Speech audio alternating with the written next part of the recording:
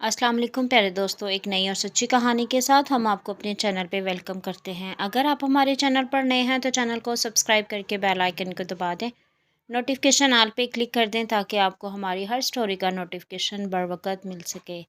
चलते हैं आज की स्टोरी की तरफ। तो हमारी स्टोरी का नाम है तलाक के बाद।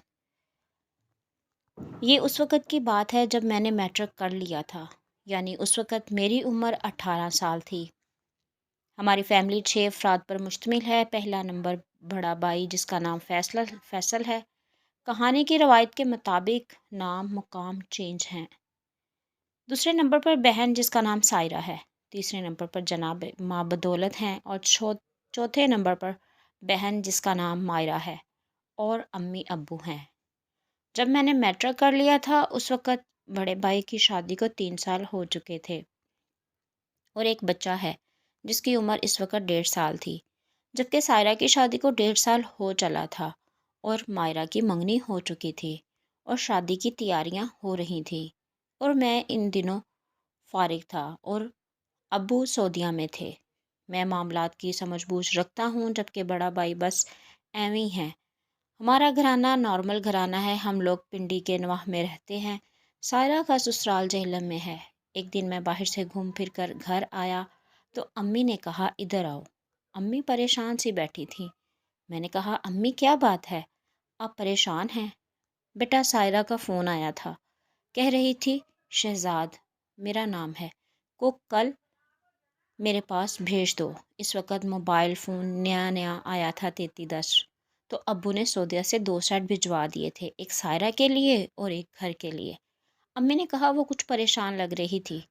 मैंने बहुत पूछा कि कोई परेशानी वाली बात तो नहीं, लेकिन इसने कहा नहीं ऐसी कोई बात नहीं, बस आप भाई को मेरे पास भेज दें। तो अम्मी ने कहा कि बेटा तुम कल सुबह सवेरे बहन की तरफ निकल जाओ।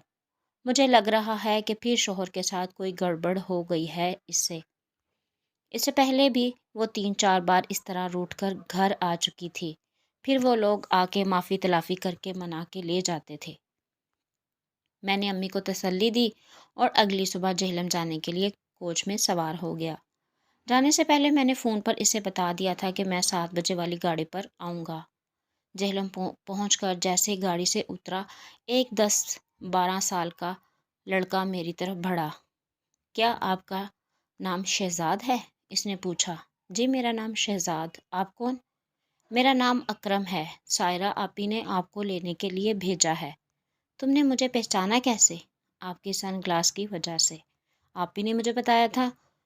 ओ हाँ, असल में मेरी आदत है कि जब मैं घर से बाहर निकलता हूँ तो सन ग्लास लगाता हूँ, चाहे मौसम जैसा भी हो, सवाए बारिश के। क्यों खैर तो है ना? बाजी ठीक तो हैं? हाँ खैरियत है, आप ही भी ठीक हैं। वो परसों शाम से हमारे घर आई हुई हैं। मैंने कहा क्यों? मुझे नहीं पता, लेकिन मैंने महसूस किया है कि वो कुछ परेशान हैं। मैंने ज़्यादा कुरेदना मुनासिब नहीं समझा और इसका और इसके घर वालों का हाल अहवाल पूछता हुआ घर चल पड़े। तकरीबन आधा घंटा पैदल चलने के बाद इसने एक खूबसूरत घर की तरफ इशारा करके बताया कि ये हमारा घर है, जिसकी छत पर 4 दीवारी डिज़ाइन के साथ बनी हुई थी। घर पहुंचकर अकरम की अम्मी ने हमारा इस्तकबाल किया, जो तकरीबन मेरी अम्मी की हम उम्र हैं। मैंने सलाम किया। बैठी सायरा बेटी देखो कौन आया है।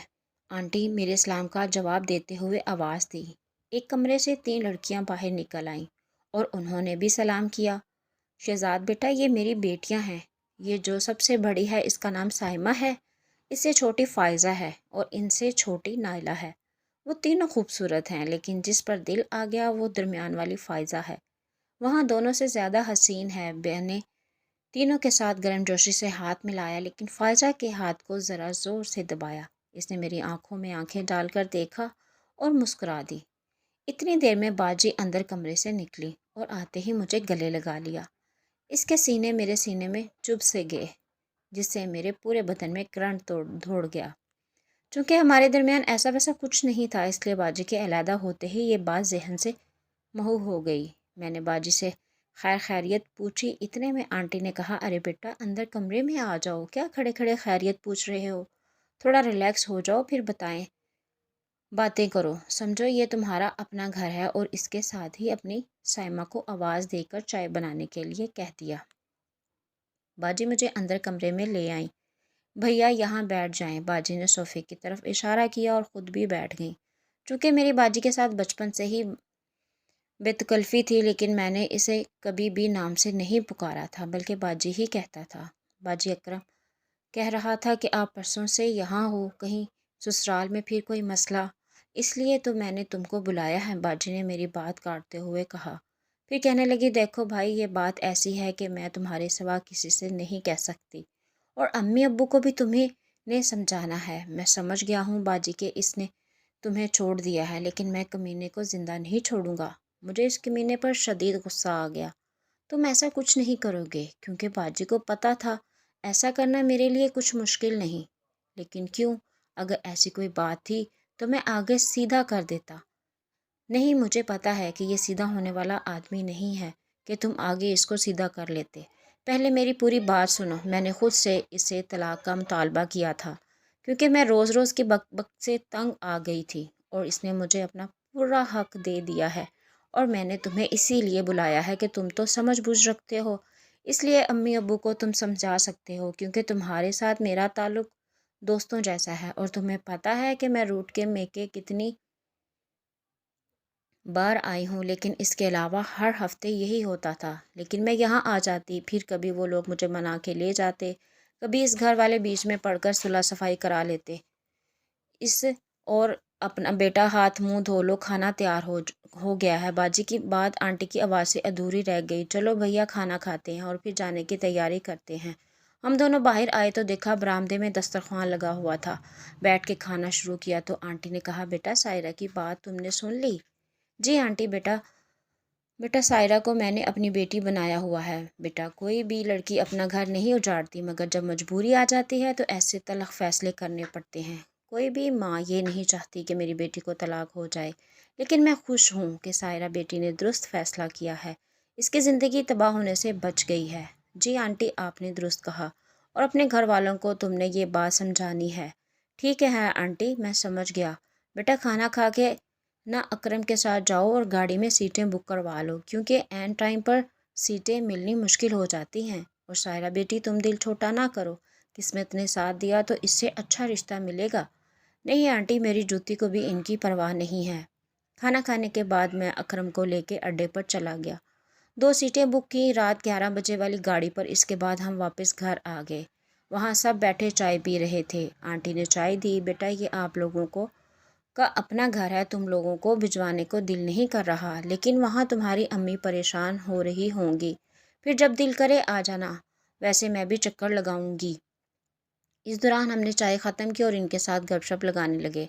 आंटी की फैमिली भी 6 अफराद पर मुश्तमिल है। इसका खामन फ़ौज में है, इसकी 3 बेटियां हैं और एक बेटा है। थोड़ी देर बाद हम यूं घुल मिल गए जैसे एक ही घर अफराद होते हैं। आंटी के दरमियान वाली बेटी सबसे खूबसूरत है। मैं इसकी तरफ चोरी चोरी देखता, जब वो मुझे अपनी तरफ मतवज्जा पाती, एक दिल फरेब मुस्कुराहट से मुझे नवाज देती। जब इसने अपने आप मेरी दिलचस्पी देखी तो मेरी तरफ माइल होने लगी। बात बात पे मेरे साथ छेड़छाड़ करने लगी। इसकी हंसी बड़ी दिलकश है। इसने पिंक कलर का मैचिंग खूबसूरत सूट पहना हुआ था, जिससे वो मेरे दिल पर और क़यामत ढा रही थी। फ़ायज़ा जी, आपका सूट बहुत खूबसूरत है, मैंने कहा। सिर्फ सूट? इसने शौक़ी से कहा, और मेरा मतलब है सूट आपने पहना है तो इसलिए खूबसूरत लग रहा है। मेरी बात सुनकर सब हंस पड़े, लेकिन इसकी हंसी मेरे दिल का चैन लूट रही थी। मेरी वालहाना निगाहें इसके चेहरे का तफाफ कर रही थीं। बाजी ने मेरी वराफ़तगी नोट की तो इसने मुझे टोक दिया।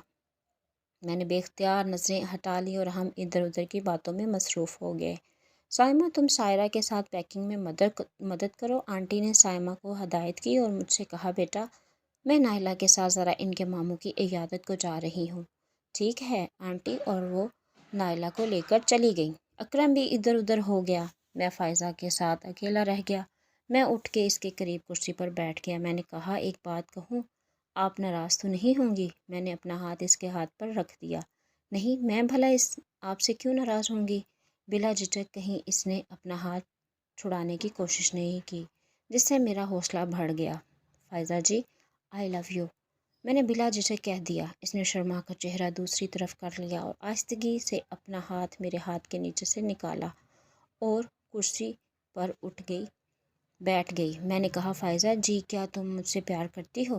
ہاں، اور اندر کی طرف بھاگ گئی۔ مجھے اپنی منزل مل گئی تھی۔ مجھے اس پر ڈھیروں پیار آیا۔ میں اٹھ کے کمرے کے اندر گیا جہاں سائمہ باجی کے ساتھ پیکنگ میں ہیلپ کر رہی تھی۔ شہزاد امی کے ساتھ بات یہاں سے فون پر کرو گے یا گھر جا کر؟ باجی نے مجھ سے پوچھا۔ نہیں، وہاں جا کے بات کروں گا، لیکن جیسے میں کہوں گا ویسے آپ نے کرنا ہے۔ باجی نے اس بات میں سر ہلا دیا۔ تھوڑی دیر اس موضوع پر بات کر کے میں وہاں سے نکل آیا۔